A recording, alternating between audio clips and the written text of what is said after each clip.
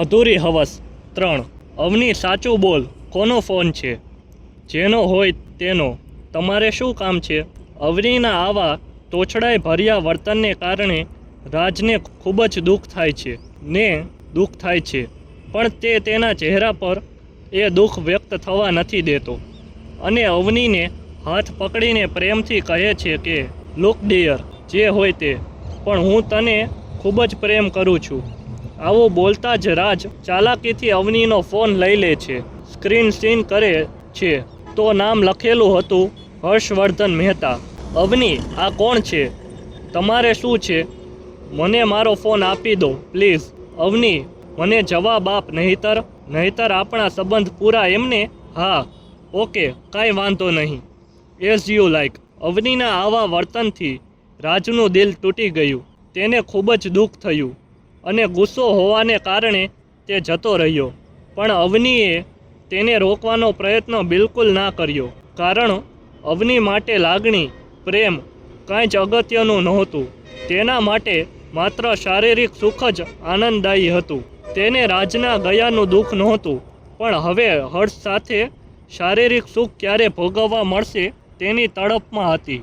હર્ષના ફોનમાં એક રિંગ વાગી અને હર્ષ હલ્લો બોલે તે પહેલાં જ રાજ, હું અવની. અરે વાહ, આજે ટાઈમ મળ્યો?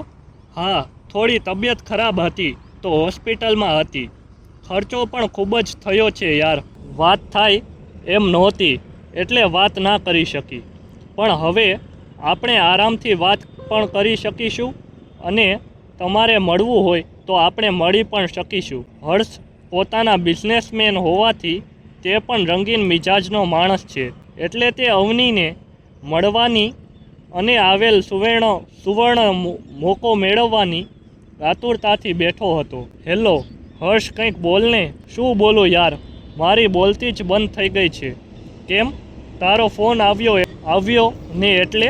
હા, તો મળીએ ને આજે તારી ઓફિસમાં જ. હા, આવી જાઉં, હું તારી રાહ જોઉં છું. હર્ષવર્ધનના હકારાત્મક જવાબથી અવની તેની હવસની ભૂખ સંતોષવાના સપના સેવે છે. જ્યાં બીજી તરફ હર્ષમાં એક પુરુષત્વ હોવાથી તે મળેલી તક ગુમાવવા નહોતો માગતો. સાંજનો સમય હતો. હર્ષ તેની ઓફિસમાં તેની પર્સનલ રૂમ સજાવીને બેઠો હતો, તો બીજી તરફ અવની તેની ઈચ્છાઓને વેગ આપીને નવા સ્પર્શની અનુભૂતિના વિચારોમાં ખોવાઈ ગઈ હતી. ને ત્યાં જ ફોનની રિંગ વાગે છે અને અવની વિચારોમાંથી વાસ્તવિકતામાં આવી ફોન તરફ નજર દોડાવે છે અને ફોનને રિસીવ કરે છે. હા હર્ષ, હું બસ તૈયાર જ છું. તો હવે કેટલી વાર છે? અહીંયા પણ હું આકુળ વ્યાકુળ થઈને બેઠો છું. તો પછી જનાબ, ગાડી મોકલી આપો ને એટલે આવી જાઉં. પાગલ, દરવાજો ખોલીને ચેક તો કર કે ગેટની બહાર ગાડી ઊભી છે કે નહીં. વોટ? યસ, વેઇટ, હું જોવું યાર. અવની ગેટની બહાર જાય છે અને જોવે છે એક આલિશાન ગાડી અને તેની રાહ જોતો એક ડ્રાઈવર બહાર આંગણે જ ઊભા છે. હલો અવની.